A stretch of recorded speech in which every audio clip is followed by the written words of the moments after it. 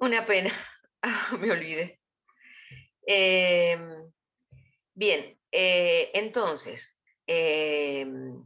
vamos a tener entonces, como les digo, en esta situación, vamos a comparar, como les digo yo, qué pasa con el contrato, qué pasa con el contrato de servicios, eh, tanto en la parte privada como cuando el Estado lo trae al derecho público, al derecho administrativo, eh, siendo totalmente diferente al trabajo de planta que tienen normalmente, y el derecho laboral común. Bueno, vamos a ver entonces, vamos a comparar el contrato de servicio del derecho civil y el contrato de trabajo del derecho laboral, o sea, este con este. Bien, el contrato de trabajo del derecho laboral, que les dije yo que está basado en el artículo 14 bis de la Constitución, está basado en el artículo 14 bis de la Constitución. Constitución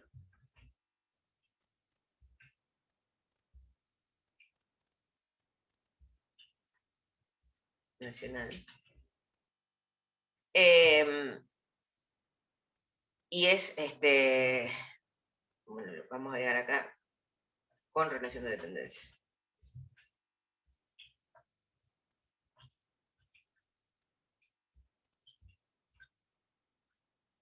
Bien, tiene, da la posibilidad, después se dicta la ley de contrato de trabajo, artículo 14 bis, vamos a ponerla acá, Constitución Nacional con relación de dependencia, y ley nacional y ley de contrato de trabajo. Contrato de trabajo.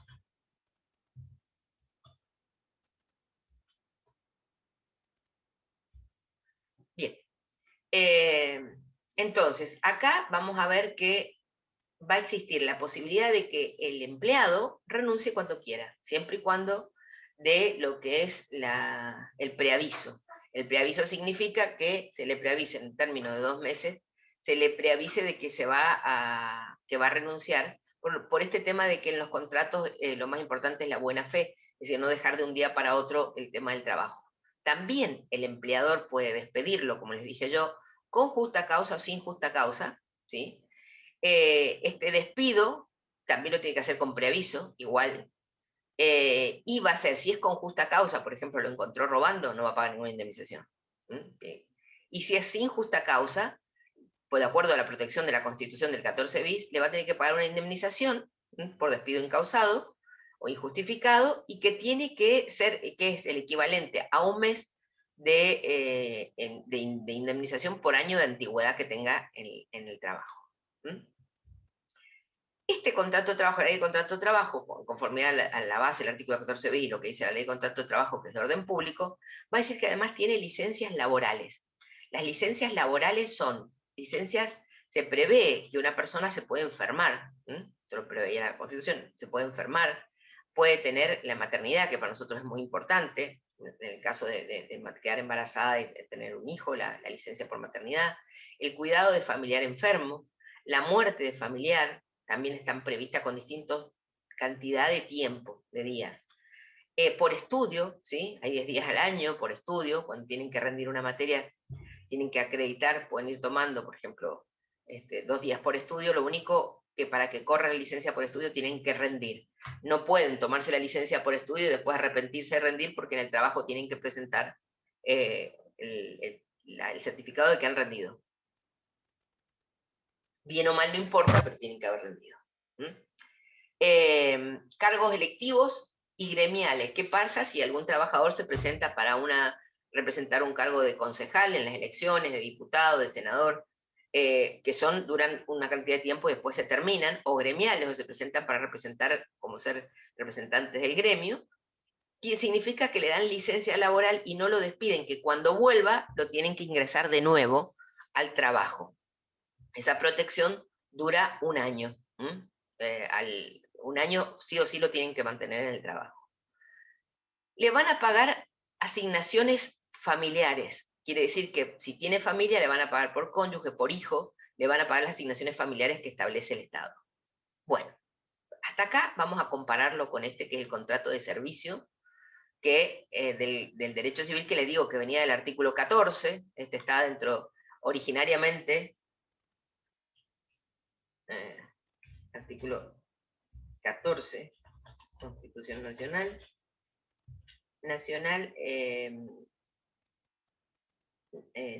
que habla de trabajo en general, trabajo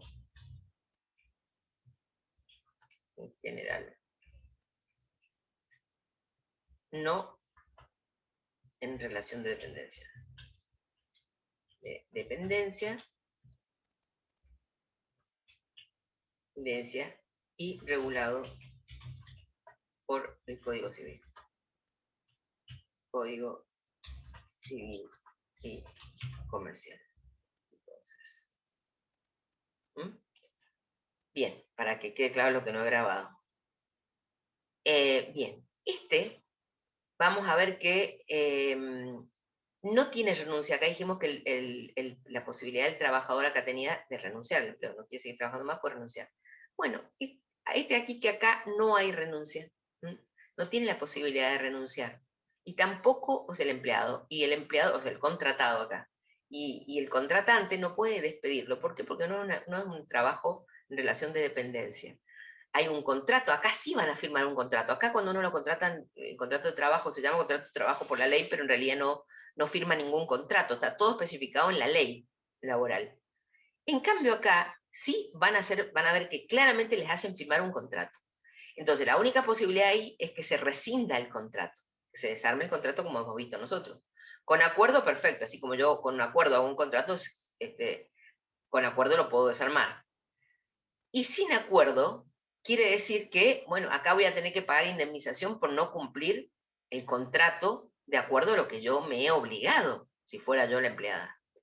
Entonces, por eso lo ideal es hacerlo con acuerdo. Acuérdense, por ejemplo, en la locación, el contrato de locación, que hablábamos nosotros que sí podía rescindir el locatario, por ejemplo, aún sin acuerdo después de los 6 meses, ¿sí? Pero era una ley de orden público. Acá no hay ninguna ley de orden público en el contrato de servicio. Ninguna ley de orden público, chicos. Entonces, esto es muy importante que lo tengan en cuenta. Voy a poner esto...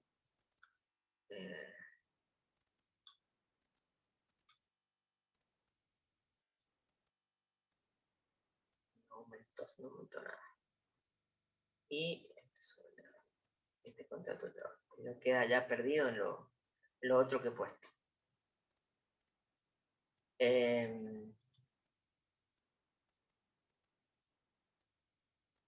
A ver si se entiende entonces. Acá yo sí voy a firmar un contrato como los que venimos viendo nosotros, en el contrato de servicio. El contrato de trabajo no, porque está una ley que va a decir, la ley de contrato de trabajo se llama así porque está reemplazando el contrato que realmente sería injusto que lo hiciera un empleado que no tiene, a veces, imagínense un empleado cualquiera, o que puede ser también un empleado profesional y demás, pero que no tiene la posibilidad de pactar las condiciones. Por ejemplo, llegar al del BEA que está en una cola de 50 personas, ¿sí? Y llega al lugar, están buscando para un trabajo, cuando llega a decir, bueno, usted tiene que entrar a las 6:30 de la mañana, no, mire, yo puedo entrar más tarde porque realmente tengo que llevar a los chicos del colegio. ¿Usted creen que puede decir esto? Quiero el sueldo que quiero, dónde quiero, cómo quiero trabajar, bajo qué condiciones, qué pasa si me enfermo? ¿Podría decirlo un trabajador común? ¿Usted cree que lo podría decir? ¿No? No, de ninguna manera, frente a un poder como el BEA o cualquier otra empresa o persona que lo contrate. Entonces la ley de contrato de trabajo lo dice por ellos, por eso se llama ley de contrato de trabajo. Es como reemplaza eso, y va a decir qué tiene licencia, qué pasa si lo despide sin causa, cuántas horas de trabajo tiene que tener, son las 8 horas de trabajo semanales, salvo que sean trabajo de riesgo, etc. Todo va a decir. En cambio acá en el contrato de servicio es como lo que hemos venido viendo nosotros y va a haber que regularlo. Acá, como no hay ninguna ley de orden público que prevea que sin acuerdo no tiene que pagar indemnización, o que es menos indemnización, 1 mes y medio, ¿te acuerdan como veíamos, 1 mes o nada? Acá no lo dice. O sea, acá es con indemnización. Fíjense, por ejemplo, el contrato que tienen los jugadores de fútbol. Ustedes vieron ahora, ¿cuál es el que es? A ver si ustedes saben de fútbol, acabo de escuchar yo en el noticiero, acabo de escuchar que uno de los jugadores de fútbol estaba jugando, argentinos que estaban jugando en Inglaterra, se va al Barcelona, lo contrataron en Barcelona. ¿Cómo se llama? Agüero. Un Agüero. Agüero, bueno, buen Agüero. No sé si ustedes han escuchado que tiene una cláusula de rescisión de 100 millones. ¿Lo han escuchado? ¿Escucharon eso? Presten Sí. atención. Tiene una cláusula de 100 millones. ¿Qué significa? Que se va antes de los 2 años que lo han contratado, hasta el año 23, se va sin acuerdo del club, va a tener que pagar una indemnización de ese monto para rescindir el contrato. Fíjense, acá está esta explicación. Lo mismo Messi, ni les cuento, si quieren. ¿Vieron cuando se quiso ir el año pasado y no se pudo ir? Cuando estaba disgustado con el director del Barça. Bueno, entonces, ese sin acuerdo con indemnización es eso. Entonces, si bien en un trabajo común no va a haber una cláusula dispuesta de ese tipo, pero sí van a tener que pagar como indemnización, si no hay acuerdo, todo lo que faltaría de cumplir del contrato. Entonces hay que tener mucho cuidado y ver la posibilidad de que se prevea una rescisión contractual. Vamos a ver que ahora el código lo modificó y previó, lo vamos a ver enseguida, y previó el tema de que puedan rescindirlo también algunas partes.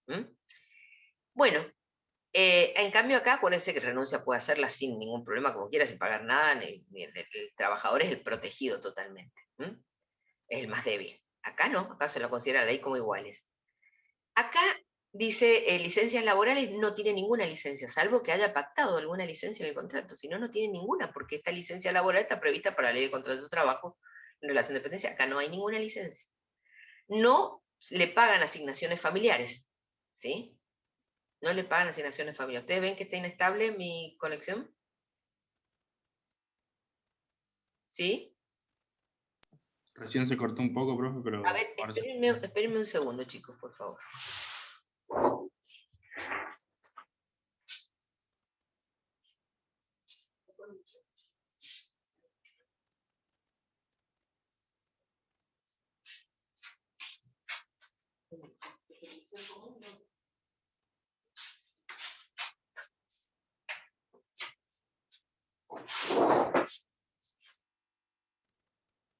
Bueno, ahí vemos entonces. Decíamos, no licencia salvo pacto en contrario, ninguna de todas estas y muchas más que hay en la ley, que las van a ver, por eso les digo, el cuatrimestre que viene se van a acordar de mí en esto.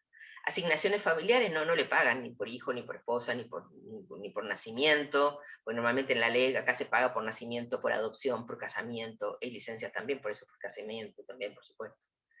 Bueno, acá le pagan un salario, un sueldo, el famoso sueldo que hay, nos dan un bono de sueldo, que este bono de sueldo nos sirve para cuando vamos a pedir, para montones de cosas, cuando vamos a pedir un crédito al banco, nos piden, les interesa que tengamos la seguridad de un trabajo permanente, o para pedir una tarjeta de crédito, para cualquier cosa de estas. Acá no hay salarios, sí se le pagan honorarios, como cuando le pago yo honorarios al médico, como les dije yo, al abogado, al contador, y no me dan bono de sueldo, evidentemente. Si factura, acá, ojo, ¿cómo me voy a dar cuenta que estoy bajo el contrato de servicios? Porque tengo que facturar, me tengo que inscribir en el monotributo y facturar. Facturar, acá jamás no tengo que facturar nada, simplemente le va a llegar el bono de sueldo. No me van a pagar antigüedad y no me van a pagar aguinaldo. Acá me van a pagar antigüedad, o sea, por cada año que tenga de trabajo en ese lugar, tienen que empezar a pagarme 1 año de antigüedad, 2 años de antigüedad, 3 años, bueno, hasta, no sé, puede ser el 100% del sueldo. Aguinaldo, la ley de contrato de trabajo establece que son 13 sueldos al año.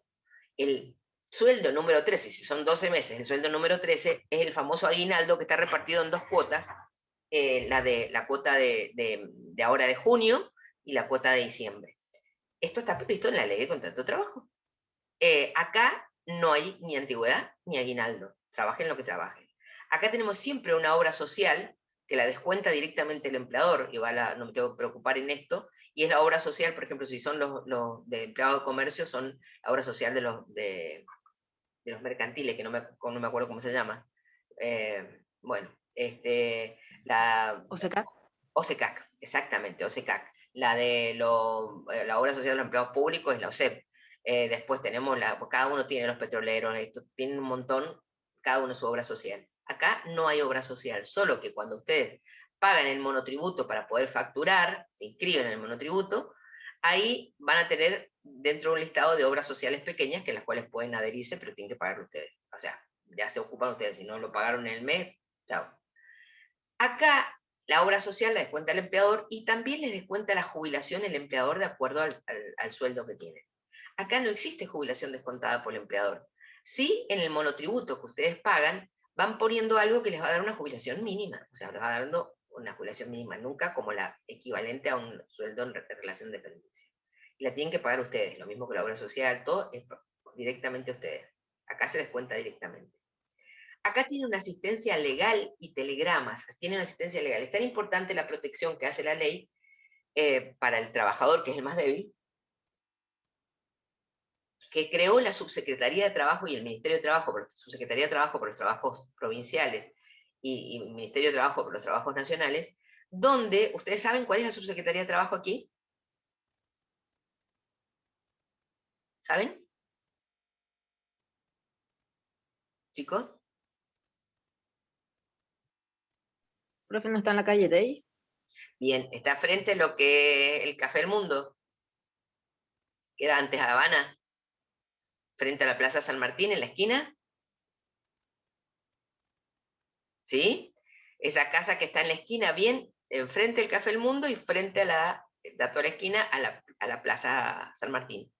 Esa casa grande, ahí es la Subsecretaría de Trabajo, eso el Estado lo ha puesto, lo paga el Estado, tiene abogados, empleados especializados en cada una de las distintas tipos de trabajo, cuáles son las convenciones colectivas de trabajo, cuánto tienen que pagarle a los petroleros, a los gastronómicos, a los mercantiles, así a cada uno, y frente a cualquier problema en el trabajo que hay, directamente van a la Subsecretaría de Trabajo, les van a decir qué es lo que les corresponde pagarle, que no, incluso citan al empleador, ¿sí? Para tratar de ver cómo pueden llegar a un acuerdo. Si no hacen eso, no van a poder demandarlo en la justicia nunca. Pueden hacer un certificado de fracaso si no se llega a un acuerdo. Si se llega a un acuerdo, lo arma todo la Subsecretaría de Trabajo y totalmente gratis, para proteger al trabajador en relación de dependencia. Y es más, y la ley dice también que tienen los telegramas para mandarle al empleador totalmente gratis, también, cosa que no existe para nadie más. Solo los empleados, ¿no? En relación de dependencia. Y además tienen el derecho a tener un gremio, el gremio que los pide las convenciones colectivas de trabajo, reclama por ello, porque no es lo mismo una persona que todo un gremio formado, sin los abusos que se hacen muchas veces en este tipo de gremios. Bueno, acá dijimos que no van a tener asistencia legal, no les corresponde a esto porque no están dentro de la ley de contrato de trabajo, o sea, no tienen esta asistencia legal, no podrían ir nunca a la Subsecretaría de Trabajo, porque le van a decir, usted no es un trabajador en relación de dependencia, no tienen telegramas gratuitos tampoco, no tienen gremio, acá tienen derecho a huelga, cosas que no tienen en el contrato de servicio. ¿Por qué? La Constitución les dio el derecho a huelga a los trabajadores. Acá me faltó el derecho a huelga, se me fue. ¿Porque escribí más o no? Creo que estaba puesto acá, a ver. No lo he puesto antes, no sé. Vamos a ver si está. No, si está. Derecho a huelga. Derecho a huelga. Acá no tienen ningún derecho a huelga, ¿sí? Y bueno, acá hay vacaciones pagas, también las he puesto, ¿no las he puesto acá? No las he puesto. Vacaciones. Bueno. Vacaciones pagas. Acá no hay vacaciones. De este lado tampoco hay vacaciones, salvo que se pacte. No hay derecho a huelga. ¿Por qué? Porque no tienen relación de dependencia. A ver, ¿cómo se explica esto? Quiero que tengan en cuenta que, ¿por qué les digo yo que lo pueden hacer solamente con los profesionales? Porque los profesionales lo que dicen es, por ejemplo, hay un contador que yo he contratado y el contador me está atendiendo a mí, pero además atiende a 10 empresas más, o a 15 empresas más, o a 10 particulares. Un abogado lo mismo, te atiende a este y atiende a un montón de personas que van a su estudio, al médico también, exactamente lo mismo. Entonces, bueno, es un contrato de servicio concreto, pero no es esto el trabajo, o sea, el trabajo permanente de su vida. Acá se supone que el que está en contrato de trabajo normalmente es de carácter alimentario, lo que cobra se llama así, y que es el único trabajo que tiene y por eso tiene que estar protegido por el Estado, por lo menos uno de los trabajos principales. Entonces, esta es la diferencia. Pero, ¿qué pasa con esto que les dije yo? Que el Estado viene, le encantó la figura del contrato de servicios, que es el derecho privado, y la importó y la trajo acá al derecho administrativo al empleo público.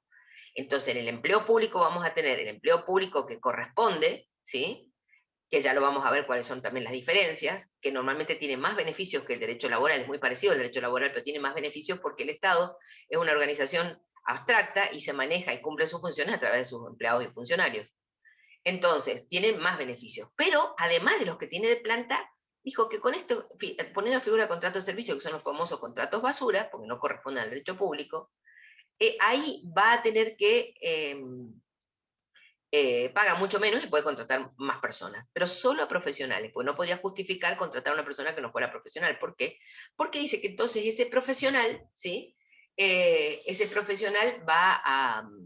está trabajando también en otro lado, entonces está trabajando acá como trabaja en el estudio jurídico, en el consultorio, en el estudio contable, ¿sí? Entonces tiene otro trabajo.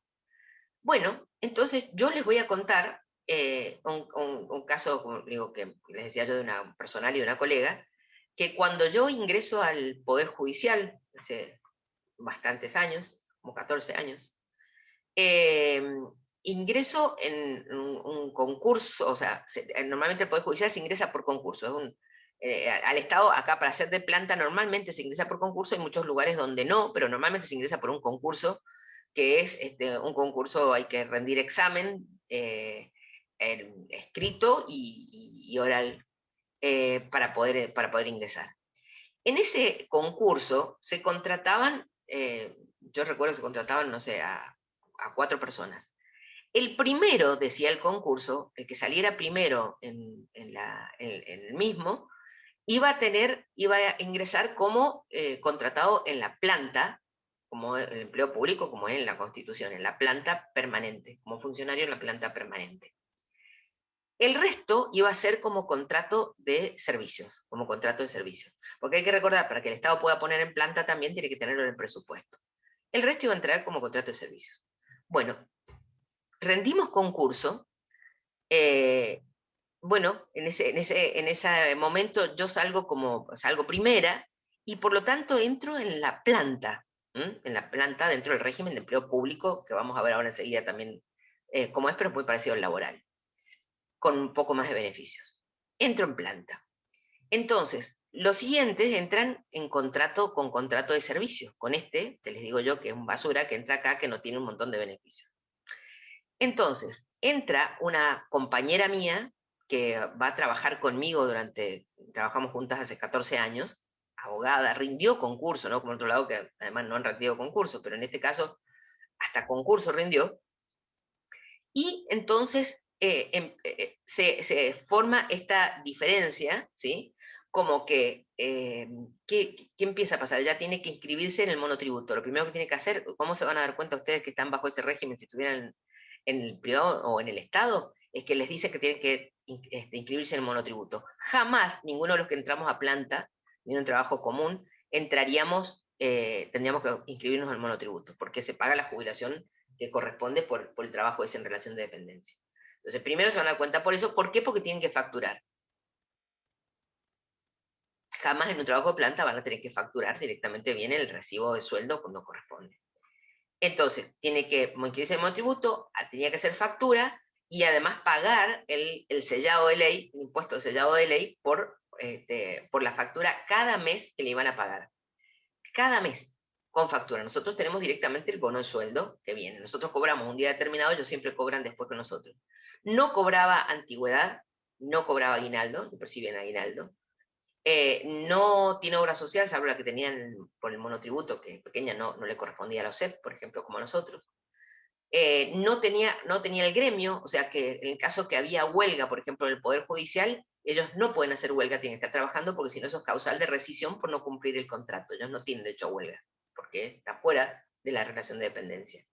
no vacaciones, había que acordarlo internamente porque no tenía vacaciones, y no tenía licencias. Pero ¿qué ocurre? Fíjense ustedes cómo ocurre a veces de darse cuenta de cuál es la situación. Ella queda embarazada y cuando queda embarazada primero le piden, empieza con pérdida y le dan 2 meses de reposo. Cuando le dan 2 meses de reposo, vuelve a trabajar después de los 2 meses, ella lo informa, el tema de presentó el certificado médico, y bueno, empieza a esperar. Nosotros cobramos un día determinado todos los empleados públicos, o empleados funcionarios, y ella empieza a pasar ellos cobran otro día. Después, como les dije, empieza a pasar, no le cobran, no le pagan, no le pagan, no le pagan, no le pagan. Entonces dice, bueno, ¿por qué no me pagan? Entonces le digo yo, bueno, seguramente es por el contrato de servicio que tenés el contrato de servicio implica que si no venís a trabajar, no lo cobras, pero no puede ser.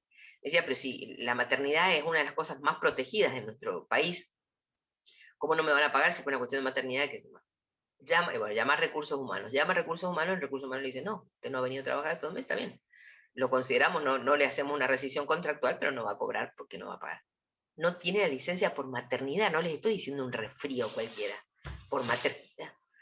Bueno, la pregunta que hace ella, bueno, ¿y ahora qué va a pasar si yo tengo mi hijo en diciembre? Que en diciembre es cuando a fin de diciembre se renuevan los contratos.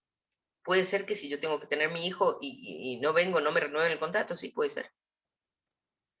Bueno, así que todo va a ser una cuestión interna como para poder proteger. Fíjense lo que les digo, ni siquiera por el tema de maternidad, es un acuerdo, un trabajo. La diferencia, incluso en este caso normalmente no rinden concurso, pero en el caso puede judicial hasta con concurso, trabajando incluso conmigo, haciendo el mismo trabajo, pero ¿qué diferencia había, por ejemplo, para que pueda sostenerse esto?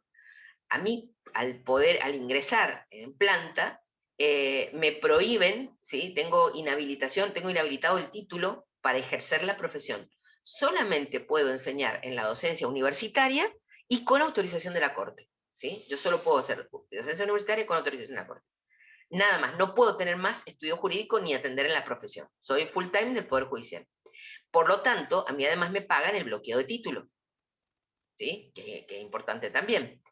A ella, no, a ella le permitían seguir teniendo su estudio jurídico, ¿sí? Entonces, ella sí tenía su estudio jurídico, entonces dice, no, le pagamos esto porque ella sigue teniendo el estudio jurídico, entonces tiene posibilidades de otro trabajo y por eso lo pueden hacer con un profesional, como decir, a un contador le permiten seguir teniendo el estudio contable, a un médico le permiten seguir teniendo su consultorio. Bien, entonces, por eso solo lo pueden hacer con los profesionales, ¿sí?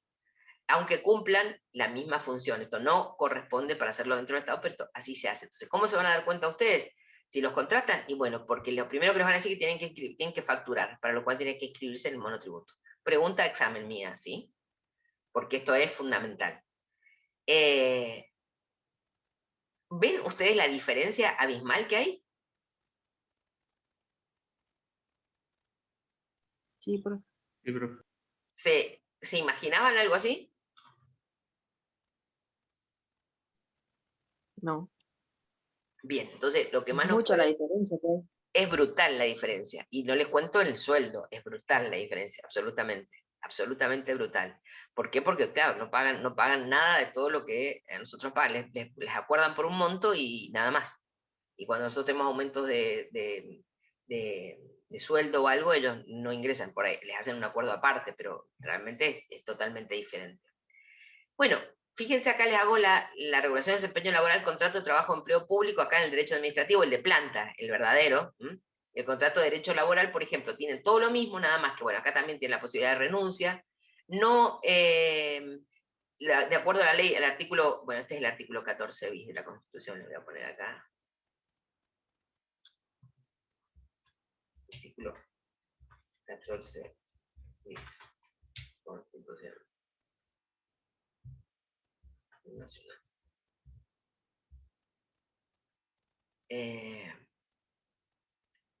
Vamos a ver para qué entre, lo vamos a checar, este al revés del otro.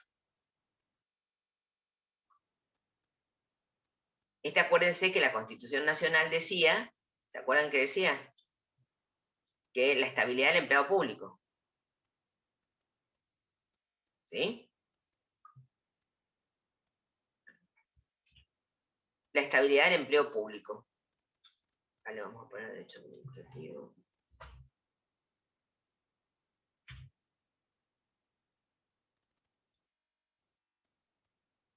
Sería Constitución Nacional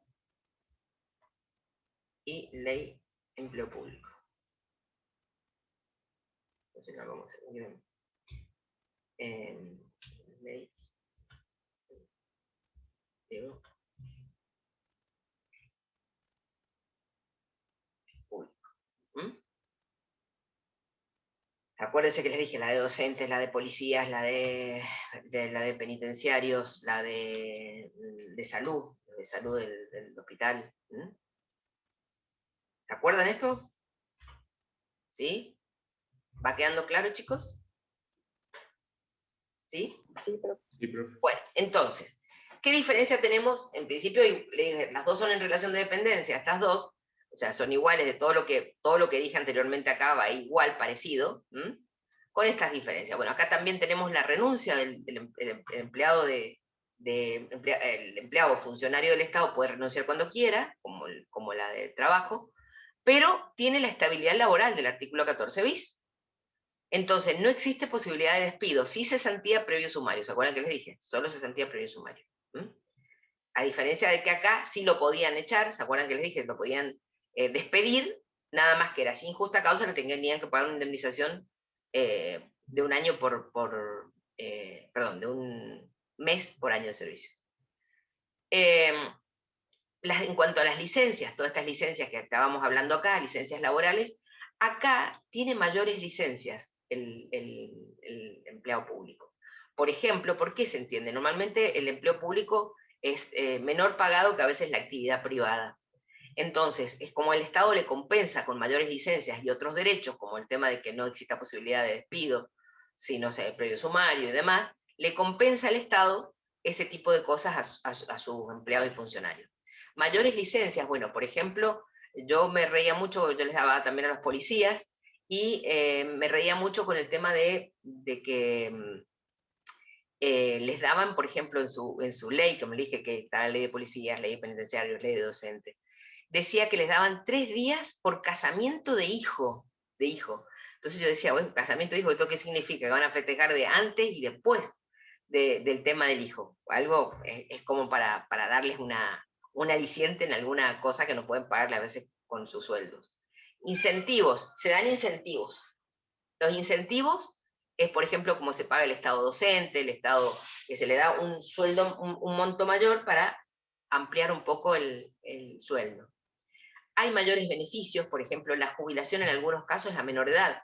Por ejemplo, en la docencia provincial, pueden jubilarse las mujeres a los 57 años, o sea, en la escuela secundaria y primaria y terciario, a 57 años y los hombres a los 60, cuando en la actividad normal es a los 60 y 65. En la docencia universitaria no es así, es igual 60 a 65, diferente. Y la policía, bueno, la policía también se jubila antes todavía, por el desgaste que tienen. Y en algunos casos, por ejemplo, en la docencia provincial de los docentes primarios y secundarios, se jubilan con el 82% de jubilación, cuando todos los demás nos jubilamos con prácticamente la mitad del sueldo. Prácticamente es la mitad, o sea, una diferencia grande. Tienen gremio de la actividad, por ejemplo, el gremio de la salud, el gremio de los judiciales, el gremio de los docentes. Tienen convenciones colectivas de trabajo y tienen derecho a huelga, salvo los policías, igual que el resto. Acá en contrato de trabajo laboral también tienen convenciones colectivas de trabajo, igual que acá, es decir, que se pacta por actividad el salario y los beneficios. Y también el contrato de trabajo va a prever un salario mínimo vital y móvil. La Constitución, en el artículo 14 bis, va a decir que tienen que tener un salario mínimo vital y móvil. Salario mínimo vital y móvil es aquel salario que permita la vida y que sea móvil de acuerdo a la inflación. Ese es para los trabajadores mensualizados que cumplen la jornada legal completa de trabajo. En mayo fue 24.408 pesos, ahora en junio empieza a 25.572, ya lo han pactado hasta febrero del 2022. Estos son los montos. Bueno, yo puedo preguntarles, por ejemplo, cuál es el actual, ¿no? Para que tengan una idea. Y el incremento es el salario mínimo vital y móvil, se cierra en una reunión que se hace, varias reuniones que se hace con el Consejo de Empleo, que participan el Ministro de Trabajo, toda la cúpula de la CGT, que son todos los gremios, la CTA, que también son gremios, y las principales cámaras empresarias. Este tiene derecho a huelga y este, bueno, derecho a huelga salvo los policías. Bueno, ¿se dan cuenta la diferencia brutal que hay? Y quiere decir que ustedes podrían estar trabajando en el estudio de ustedes, contable, con un contrato de servicio, o en la municipalidad que los contrate con un contrato de servicio, como hay muchos profesionales, o podrían estar en planta de cualquiera de los lugares del Estado, o dando clase también en cualquiera de los lugares del Estado, o estar en una empresa trabajando, en una empresa, no el Estado, sino una empresa común, una empresa privada, con la ley de contrato de trabajo. ¿Qué pasa en la parte privada? Cuando una empresa los contrata con contrato de servicios, bueno, normalmente lo hacen a los efectos de probarlo, y si, bueno, si son muy buenos, los pasan después a contrato de trabajo si quieren quedárselos, o los van renovando. De todas maneras, sea, aunque esté este que es el contrato basura, que esté acá en el derecho público, igual significa para ustedes trabajo y van a tener certificado que les va a ir dando antecedentes y van a cobrar dinero, y más o menos, pero el tema es que sepan en qué lugar están, en qué categoría están, cuál es el trabajo que cumplen. Y podrían estar en dos a la vez tranquilamente también. Pero que tengan idea, a mí me ha pasado ver, por ejemplo, a veces años en la municipalidad, por ejemplo, que había un profesional que estaba contratado con contrato de servicios y llegó el momento en que se pagaban el aguinaldo. Decía, ¿por qué a mí no me ha llegado el aguinaldo? Y bueno, y por ejemplo, el resto de las que estaban ahí se le reían, porque los demás sabían qué es lo que significaba, y nadie le explicaba que realmente él no iba a tener nunca aguinaldo porque estaba con contrato de servicio, salvo que cambiara de categoría. Bueno, ¿queda claro, chicos, esto? Sí. Y no pregúntenmelo, esto yo se los pregunto, pero seguro, porque me interesa, porque nos pasa a los profesionales, o sea, que tengamos bien claro nosotros cómo funciona esto. Bueno, vamos a ver ahora entonces el contrato de servicios, que dice el Código Civil y Comercial, en el 1251 habla de él, y dice que hay contrato de servicios cuando una persona, el prestador de servicios, se llama prestador de servicios, y el que lo contrata comitente, estas son las partes, prestador de servicios y comitente. Cuando una persona que es el prestador de servicios actuando independientemente se obliga a favor de otra llamada comitente a proveer un servicio mediante una retribución, o sea, actuando en forma independiente, no en relación de dependencia. Esto es fundamental. El contrato podría ser gratuito si las partes así lo pactan, cuando por las circunstancias del caso pueden presumirse la intención de beneficiar, que no quiere ayudar y bueno, va y colabora en la institución gratuitamente. Bueno, ¿cómo califico el contrato? Dice la ley, en el 1252 del Código dice, ¿cómo distingo si hay un contrato de servicio, hay un contrato de obra o hay un contrato de trabajo de la ley de contrato de trabajo, la ley laboral? Entonces va a decir, si hay dudas sobre la calificación del contrato, se va a entender que hay contrato de servicios cuando la obligación de hacer consiste en realizar cierta actividad independientemente de su eficacia. O sea que ¿se acuerdan cuando hablábamos de la obligación de medios y de resultados? ¿Se acuerdan de las obligaciones? Más o menos. La obligación de medios, es decir, que yo tengo que poner todos mis medios a mi alcance, pero no puedo asegurar un resultado. Por ejemplo, un abogado no podría asegurar que va a ganar un juicio, va a poner toda su eficacia y todos sus conocimientos, pero no puede asegurar que va a ganar un juicio.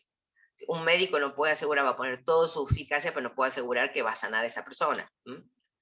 Se considera, en cambio, que es contrato de obra, que enseguida lo vamos a ver, cuando se promete un resultado eficaz, reproducible o susceptible de entrega. Es una obligación de resultados. ¿Cómo es esto de la obligación de resultados?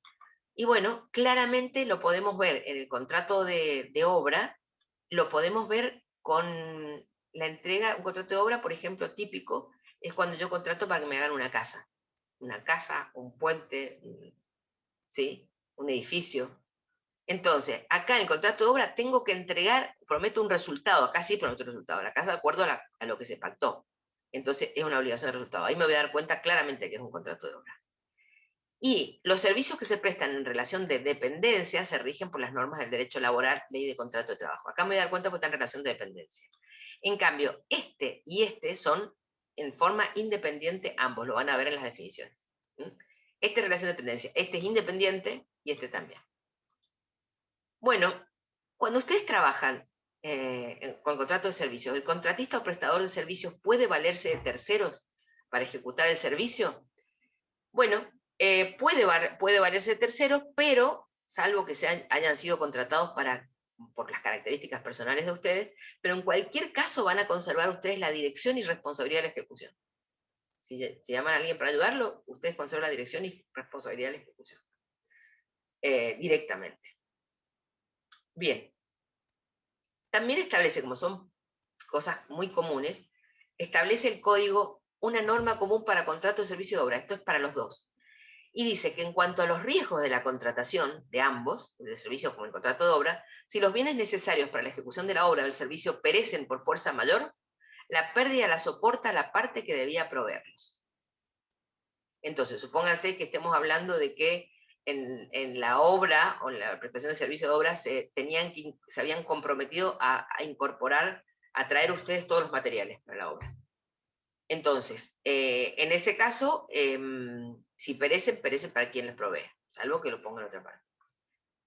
Norma especial para contrato de servicios. Fíjense lo que dice. El contrato de servicios continuados puede pactarse por tiempo determinado, 4 meses, 1 año. ¿Se acuerdan que yo les decía con mi colega que la contrataban cada año? Normalmente es por año. El contrato de servicios continuados puede pactarse por tiempo determinado, 4 meses, 1 año. Pero si nada se ha dicho en cuanto al plazo, en el contrato ese que tienen que firmar, acá sí tienen que firmarlo, se entiende que lo ha sido por tiempo indeterminado. Y entonces cualquiera de las partes puede poner fin al contrato de duración indeterminada, pero para ello deben dar un preaviso con razonable anticipación, similar al contrato de trabajo.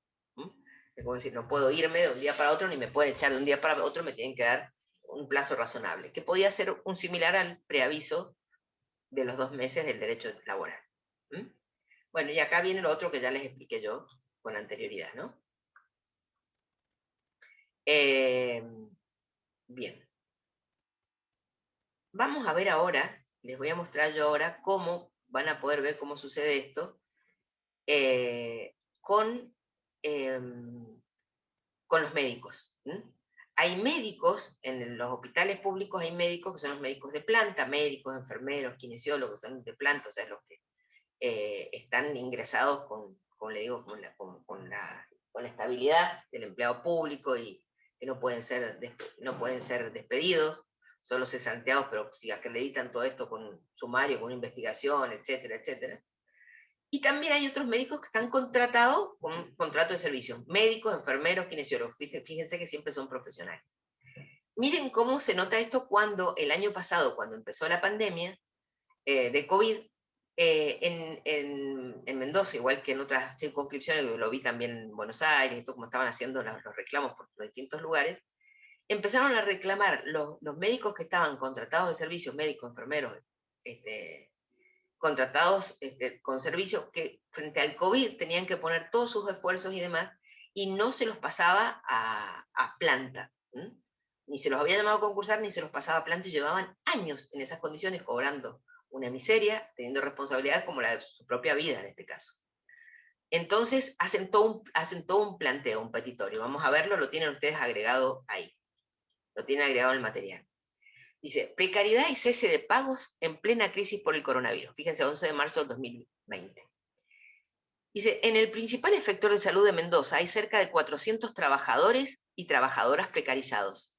El Estado no termina de pagar los sueldos de febrero y aún no asegura cuándo abonará los de marzo. Bueno, acá se va a hacer una conferencia abierta para visibilizar el reclamo. Esto se está refiriendo al hospital, fíjense, en Mendoza, en los últimos días, en los hospitales Noti, el Hospital Central, que es el más grande de Mendoza, el Chastacom nuestro, se activó el protocolo COVID por posibles casos.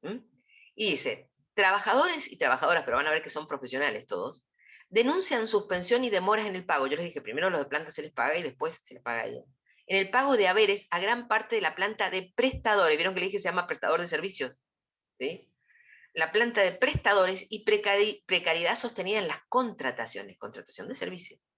En esta situación se encuentran alrededor de 400 profesionales y técnicos, que en su mayoría son monotributistas, evidentemente que sí, y trabajan bajo la modalidad de prestadores de servicios, con el contrato de servicios.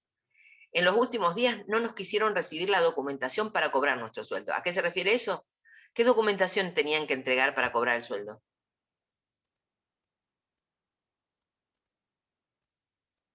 Según lo que les dije yo recién. ¿Qué tenían que presentar?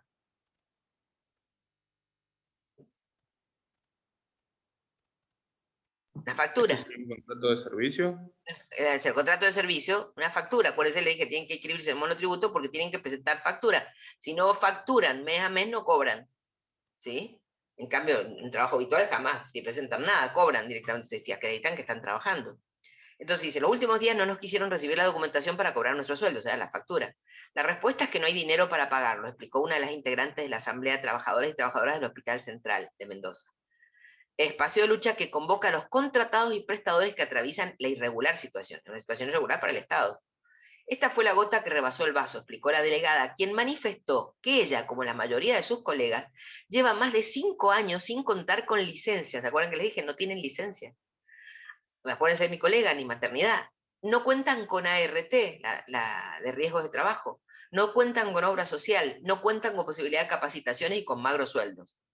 La mayoría cobra, bueno, hablábamos el año pasado, entre 20 y 20 mil pesos por un trabajo de 8 horas. El año pasado, a pesar de la inflación, solo recibimos 3 adicionales de 1.500 pesos. La mayoría de mis compañeras trabajan 16 horas para poder completar un sueldo digno. Claro, como con 8 horas que la hora de trabajo no llegan, trabajan doble turno. Y que contó que dentro de los contratados hay enfermeras, licenciadas en enfermería y médicos que prestan servicio en áreas críticas del nosocomio, el central. Bien. Vamos a ver, dice, el próximo 12 de marzo del año pasado, bajo el lema ¿Quién cuida a los que cuidan?, se realizará una conferencia de prensa para pedir a las autoridades paridad salarial, que se pague igual que los otros, y pase a planta sin concurso, pase a planta, sin concurso, pues ya llevan 5 años, ¿qué le van a concursar? Manifestó la delegada, quien agregó que en este proceso recibió el apoyo de los sindicatos de trabajadores estatales autoconvocados, pero no recibió el apoyo de los sindicatos que tradicionalmente han representado a los trabajadores de salud en la provincia, porque son los sindicatos de planta. Entonces, hacen un comunicado. Y después, bueno, les voy a leer lo importante que he puesto en amarillo, cuando ustedes lo miren. Desde el año 2015 hasta la actualidad hemos sido sometidos a la vulneración absoluta de los derechos laborales. Pero acá dice el gobierno provincial Cornejo, Suárez, pero en realidad es en todo el país, esto sucede en todo el país, en la nación, en las provincias, en todas, en los municipios. Es necesario informar a la población y a nuestros representantes que durante estos años carecimos de derechos, de licencia por enfermedad, licencias por capacitación, vacaciones, aguinaldo, obra social, seguridad social, estabilidad laboral, sueldos dignos, entre otros. Esto es lo que les explico yo. Fíjense ahí claramente cómo se ve lo que les digo yo. Se nos informó desde el hospital que no se recepcionaría la documentación para facturación de sueldos. La salud pública está en riesgo. Bueno, ahí se dan cuenta entonces ustedes cómo, ahí lo pueden ver claramente, cómo funciona en un caso u otro. Sería, si no explicamos esto, sería inimaginable que ustedes pensaran que en el mismo lugar de trabajo, haciendo el mismo trabajo, pueda pasar esto. ¿Sí? Está bien, les permiten decir que les permiten si ustedes quieren tener un estudio, si quieren tener esto aparte, pero eso significa una vulneración de derechos muy importante y no lo que dice la Constitución. Esto es seguro que yo se los pregunto, o sea, esto porque me interesa mucho, porque es lo que les puede pasar a ustedes el día de mañana, que lo tengan claro. Así que si tienen algo que preguntarme, me preguntan ahora.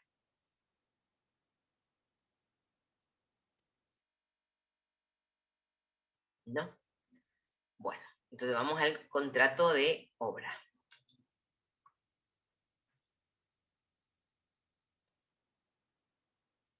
Bueno, el contrato de obra es, como les dije, vimos recién, que decía cómo se podían distinguir unos de otros. El contrato de obra tiene que ver con esto, es una obligación de resultados, a diferencia de la otra. Y es también, tanto con el contrato de servicio, no en relación de dependencia, son independientes, a diferencia del derecho laboral. Entonces, les pongo, contrato de obra, la definición que da el Código Civil y Comercial, nuevo. Antes le llamaban locación de obra y locación de servicio, como si se pudiera alquilar el trabajo, un término viejísimo. El Código Nuevo lo reforma. Hay contrato de obra cuando una persona, el contratista, acá tenemos contratista y comitente, en el otro prestador de servicio es comitente. Hay contrato en el derecho laboral es empleado y empleador. Hay contrato de obra cuando una persona, el contratista, actuando independientemente, o sea, no en relación de dependencia, se obliga a favor de otra llamada comitente a realizar una obra material o intelectual mediante una retribución. Puede ser un libro, puede ser un software, puede ser cualquier obra material o intelectual, pero es una obligación de resultados. Bueno, y acá les puse al lado el de servicio para que ustedes pudieran recordar, también prestador de servicios, comitente, actuando independientemente, obligación de medios. Y bueno, perdón, y contrato de trabajo, ¿qué dice la ley de contrato de trabajo? ¿Qué es el contrato de trabajo? Fíjense. Habrá relación de trabajo cuando una persona realice actos, ejecute obras o preste servicios, cualquiera de las otras juntas, en favor de otra bajo la dependencia de esta, o sea, bajo relación de dependencia, en forma voluntaria y mediante el pago de una remuneración, el salario. Fíjense la diferencia, bajo la dependencia. Entonces, les comparo estos y van a ver entonces que tenemos contrato de obra, contrato cuadro comparativo de servicio y contrato de trabajo. Fin perseguido, una obra material o intelectual, que esto sería la obligación de resultados. En contrato de servicio, un servicio, obligación de medios. Es decir, si ustedes los contratan, los podrían pedirles que hagan innumerable cantidad, pueden hacer desde que les pidan que hagan un presupuesto, a que hagan un control de el tema de contabilidad, o que lleven la contabilidad, o que hagan cualquier cosa que les pidan en el servicio. En el contrato de trabajo, simplemente la fuerza de trabajo en relación de dependencia, tener ahí para trabajar para lo que ellos decidan. Relación entre partes. El contrato de obras, la relación que hay entre las partes es una relación de independencia. Simplemente tiene que entregar la obra en tiempo y forma. Acá también de relación de independencia, y acá sí va a tener una relación de dependencia claramente para estar protegido por la ley. ¿Qué pasa por la responsabilidad por mala ejecución en el suelo, o mala ejecución, o suelo, o materiales? En el caso que estuvieran haciendo una obra todos, ¿no? O sea, esto como contrato de obra, pero como contrato de servicio, vigilando, por ejemplo, que fuera un arquitecto que está contratado al servicio nada más que para vigilar la obra. Contrato de trabajo. En el contrato de obra es responsable por los daños que realicen la obra, porque es una obligación de resultados, entonces es responsable por los daños que provoque. En los demás no son responsables y cobran su retribución, y cobra el salario. Siempre y cuando, por supuesto, nos aclare que ha habido daño deliberado. ¿Cómo son las partes? Dijimos que en el contrato de obra las partes son el constructor o empresario, que es el que ejecuta la obra. Supónganse que ustedes están como contadores de una empresa constructora. Ustedes son parte de la empresa constructora. Y el comitente es el dueño de la obra, el que les paga el precio y el que les encarga el tema de la obra. ¿Cuál es la obligación del empresario o el contratista? El contratista, que es el constructor. Ejecutar la obra en tiempo y forma convenido. Esto es fundamental. Siempre la obligación de resultados es ejecutar la obra en tiempo y forma convenido. Van a ver que incluso esto puede ser tanto en la parte privada como en el Estado. No es lo mismo que si alguien les pide una escuela, en tiempos normales, no de pandemia, una escuela, y le piden que las entreguen en el mes de enero, ustedes la entreguen en junio, porque directamente se perdió el año escolar, ya no hay manera. O un hospital, o una casa, alguien que está alquilando y necesita la casa, se la entreguen urgentemente. Ejecutar la obra en tiempo y forma convenido. Tan es así que, por ejemplo, en el Estado, cuando son las obras, qué sé yo, obras de mediano tipo o grandes, pueden ser, qué sé yo, hasta diques, pero cuando se entregan antes de tiempo, se les pagan premios. Y cuando se entregan tarde, tienen multas muy importantes. Tienen multas muy importantes.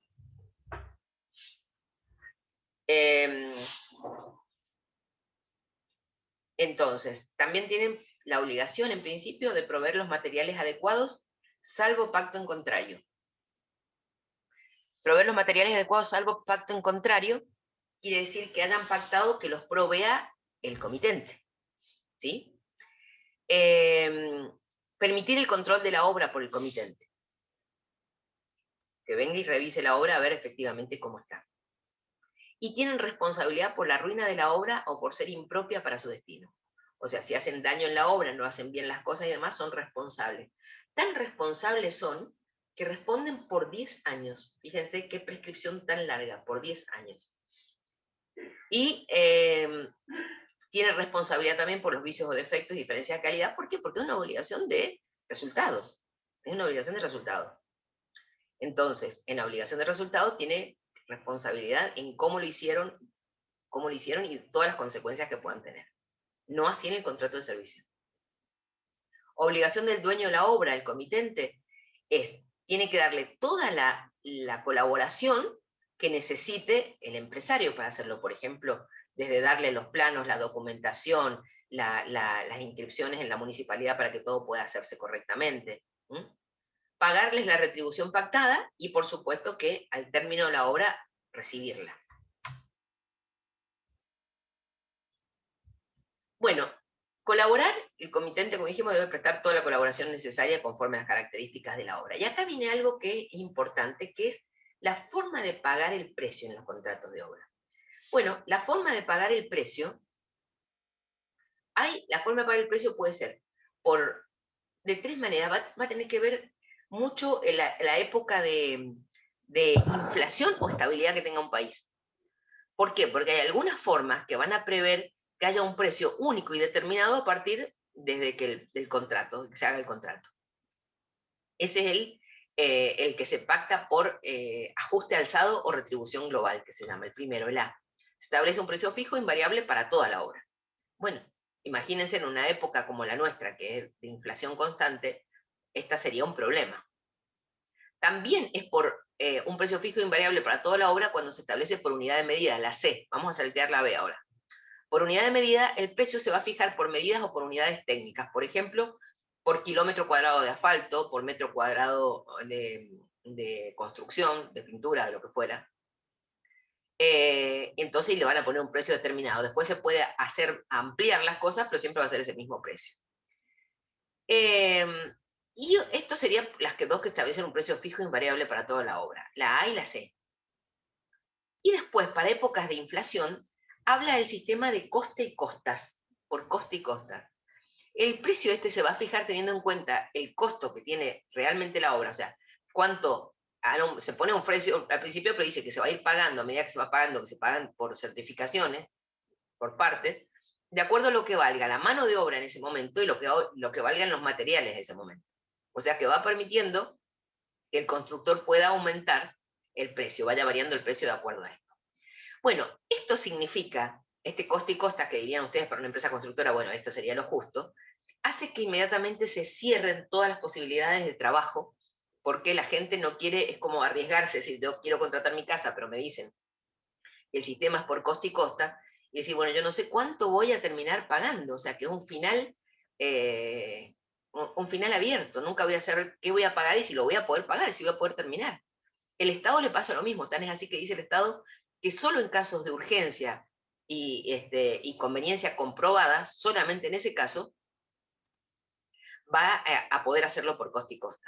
Si no, no. Entonces, ustedes se preguntarán, bueno, tampoco el empresario puede hacer con un precio fijo invariable en una situación como esta. Y si lo hace por coste y costa, no tiene trabajo porque nadie lo toma, ni siquiera el Estado, ¿cómo se hace? Bueno, se llegó al B, se llegó por criterio, por sentido común, se llegó a hacer un ajuste alzado, pero que se llama ajuste alzado relativo. El relativo es la diferencia. Es decir, ¿qué hace? Que permite que se ponga una variabilidad de porcentaje de acuerdo a que se actualice la mano de obra y los materiales. Cuánto se tiene que pagar de acuerdo al gremio por la mano de obra y cuánto han subido los materiales. Entonces, por ejemplo, se pone hasta un 30%, hasta un 20, un 30, un 40% en relación a que sea de acuerdo a lo que es la época de inflación. Entonces, es como partir la diferencia entre ambas partes para que tengan trabajo y puedan realmente tener trabajo y realizarse las obras. Entonces, normalmente el que se usa en estos tiempos, sin ninguna duda, es por ajuste alzado relativo. Entonces, ahí se va a poner en el contrato que se hace, el contrato de obra, se va a poner que el precio se va a establecer por ajuste alzado relativo, de conformidad al costo de la mano de obra y los materiales. Hasta un porcentaje de, ahí va a decir cuánto, 30%, 40%. Lo va a decir claramente. Así hace el Estado prácticamente todo, y los particulares, pues si no, decir, bueno, yo sé, bueno, puedo llegar a pagar tanto más. pero que tenga que ver a veces con mi sueldo, que tenga alguna racionalidad. Si no, prefiero no hacer nada, que es lo que pasa si se pone el costa y costas. ¿Queda claro eso?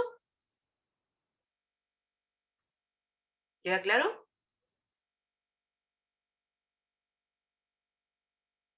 ¿Sí? Sí. Bien. Entonces, eso me importa mucho que vean el tema de acuerdo a las épocas. Ustedes les tendrían que hacer el contrato a sus socios o a sus clientes. Eso es muy importante. Bueno, esto es lo que yo les decía, la responsabilidad que tienen como una obligación de resultados, de entregar algo, por ejemplo, entregan la casa o le está un puente. Dice, obra en ruina o impropia para su destino. ¿Qué pasa si la obra que entregaron termina en ruina, total o parcial, o termina en unas condiciones que ya no sirve para lo que se buscaba, impropia para su destino? Entonces, le va a poner acá, fíjense, todos los artículos que prevé el Código Civil para esto. Yo no les pido los artículos, por supuesto, se los pongo por respeto a ustedes y que miren dónde están, ¿no? Y puedan leerlos. Dice que para que sea aplicable la responsabilidad por ruina total o parcial, el daño debe producirse entre los 10 años de aceptada la obra. ¿Por qué entre los 10 años de aceptada la obra? Porque casi todas las obras que se hacen en los contratos de obra son para que duren muchísimo tiempo. Es decir, una casa es para durar decenas de años, un puente, una ruta, lo que sea, son cosas de duración prolongada y además donde los seres humanos vivimos, o sea que estamos en riesgo de si sucede algo, nos pueda pasar algo a la vida, o transitamos. Yo recuerdo también no sé si fue no sé, fue en un mundial de fútbol en Brasil, el último que hubo, que habían hecho un puente que se veía en la televisión, un puente tremendo, como todo lo que hacen los brasileños, y de repente estaban circulando gente y se la habían construido terminado para el Mundial, con toda la velocidad que deben haber hecho eso, y el puente de repente, un puente tremendo para vehículos, como tipo autopista, se derrumba, pero se derrumba como si fuera de masa. Bueno, en ese caso, imagínense, obviamente ha habido problemas de fraguado que lo han abierto antes de tiempo, o problemas en los materiales o en el piso o algo. Acá es responsable totalmente la empresa, totalmente. Y de los daños que se han provocado, muertes o daños de vehículos o lo que fuera. Ahora, eso es dentro de los 10 años de que se aceptó la obra, que se recibió la obra, ¿no? Pero el plazo de prescripción de la acción, es decir, cuánto tiempo tiene desde el momento en que pasa eso, ¿cuánto tiempo tiene para ejecutar, hacerle juicio a la empresa? Para hacerle juicio a la empresa tienen nada más que un año a contar desde que se produjo dicha ruina. O sea, supónganse que fue al año 7, al año 7. Pero desde el momento que se produjo, tiene un año para demandarlo judicialmente. Si no lo demandó judicialmente, se acabó. Pues lo que quiere la ley es que no estén años para demandar, años para que la empresa no sabe si puede seguir, no puede seguir, cómo puede arreglar o no. Entonces tiene un año nada más para contar de que se produjo dicha ruina para demandar. Y de los vicios redivitorios o defectos ocultos que pueda tener, ya no que se destruya como esto totalmente, no sirva más, sino vicios redivitorios son los defectos ocultos. En los defectos ocultos, entonces el dueño tiene 60 días para denunciarlos a partir de su descubrimiento. La obligación es que el dueño lo descubrió, tiene 60 días. Bueno, y un año para la prescripción, igual que si en un año no lo denuncia, no hace el juicio, no, también queda sin responsabilidad. Y hay 3 años en la garantía, así como acá hay 10 años, acá tiene 3 años desde que recibe la obra. Acá 10, acá 3. Pero tiene 60 días para denunciarlos a partir de su descubrimiento. Bueno, acá les puedo dar un caso, por ejemplo, que ocurrió en San Rafael acá hace muchos años, de una empresa constructora, hace varios años que tenía un barrio para construir, construyó el barrio, se entregó el barrio, y dentro de los 10 años, ¿sí? A uno de los adjudicatarios, ¿sí? Le empieza a aparecer humedad, entonces, bueno, llama a un albañil para que le arregle todo lo que es los revoques y esto. Entonces el albañil empieza a cavar, y cuando cava se encuentra, vieron que la electricidad va por dentro de las paredes y va a través de caños, unos caños especiales, chiquitos, finitos, para que vayan los cables de la luz, de la electricidad. Bueno, cuando empieza a cavar se encuentra con una caña, esas cañas tacuaras, unas cañitas, cañas, de plantas. Las cañas, cuando empieza a mirar, a moverlo, se da cuenta que los cables van por dentro. O sea, la empresa, para ahorrar costos, había metido cañas tacuara en vez del lugar de los caños que van para poner en todo el barrio. Entonces, a partir de eso fue toda una situación tremenda de los prensa, los medios y demás. Quiere decir que a partir de que salieron los medios, ya sabíamos que había 60 días para que pudieran denunciarlos a partir de su descubrimiento, o de una carta documento, o algo que le manden. Entonces, esto para que sepan, por ejemplo, que es un defecto oculto. Por más, acuérdense que están los defectos ocultos y los defectos aparentes. Los aparentes son los que yo puedo, cuando los recibo, verlos. Si no lo vi, bueno, el problema de que yo no he puesto la suficiente atención en esto. Entonces, en ese caso, los aparentes, cuando yo los recibí el bien, ya no puedo decir después que no me di cuenta que no estaba pintado, que la puerta en vez de ser una puerta de roble es una puerta de álamo, ya no puedo decirlo eso. Pero sí los defectos ocultos, porque eso no lo podía comprobar. O el techo, que de repente, bueno, en la primera lluvia empieza a llover adentro como afuera. Entonces, conclusión, tienen responsabilidad con una obligación de resultado, tienen que entregar la cosa de acuerdo a lo pactado. Si es una obra en ruina total o parcial, o que ya queda impropia para su destino, responden durante 10 años. Pero a partir de que aparece 10 años aceptada la obra, solo tienen un año para demandarlo judicialmente. No es que si estaba el plazo 7, tiene hasta el 10º año para hacerlo, no. Desde el momento que se descubrió, un año para demandarlo en la justicia. Para empezar la demanda, después puede el juicio demorar lo que sea, pero empezar la demanda. Y en los vicios redhibitorios o defectos ocultos, en la cosa, desde el momento, el dueño, desde el momento en que lo descubrió, tiene 60 días para denunciarlo. Y son 3 años en total que pueden reclamarle. Después de los 3 años ya no pueden reclamarle defectos ocultos. Y igual que el anterior, tiene un año para iniciarle el dueño, iniciarle el juicio. Iniciarlo, no terminarlo.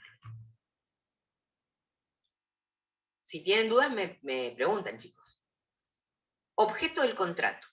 El objeto del contrato de obra, vamos a ver que la ejecución de una obra determinada puede ser material, la construcción de un edificio, de un camino, una máquina, o intelectual, un libro, una escultura, un proyecto.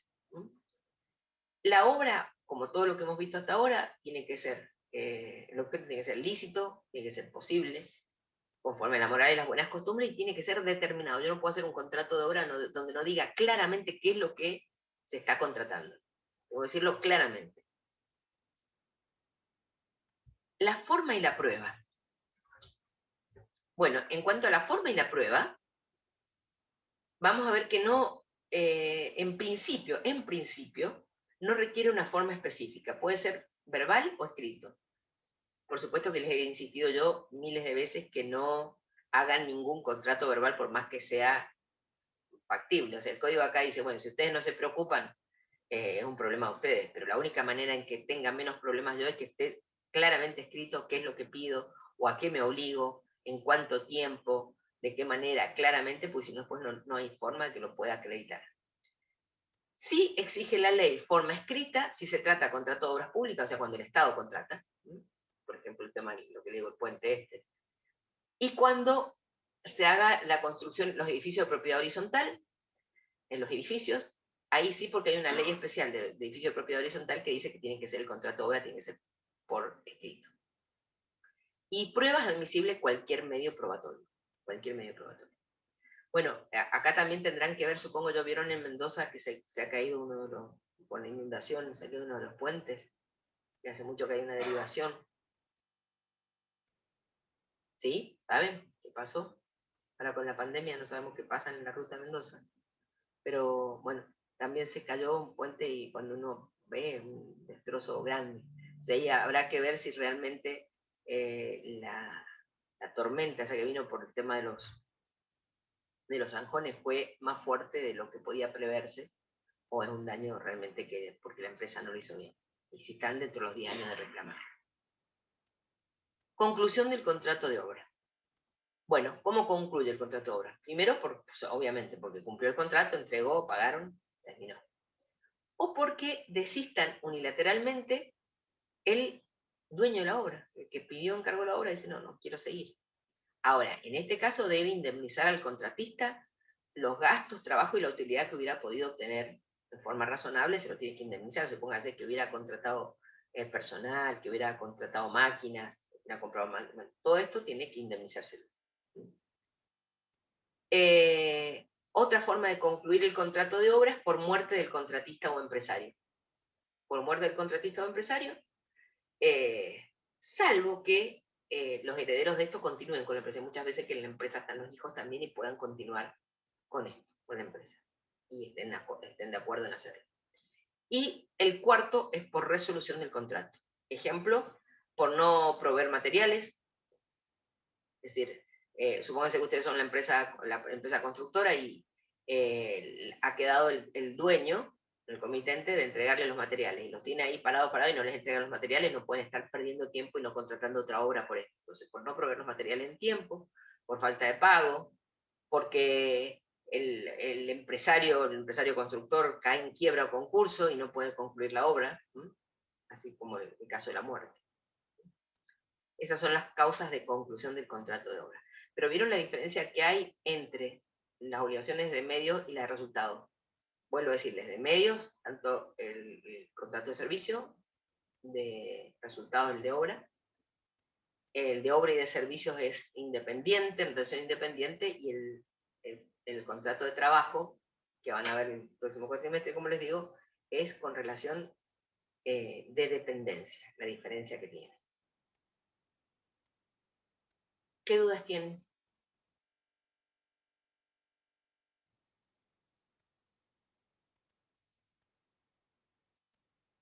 ¿Qué dudas tienen con esto? No, profe.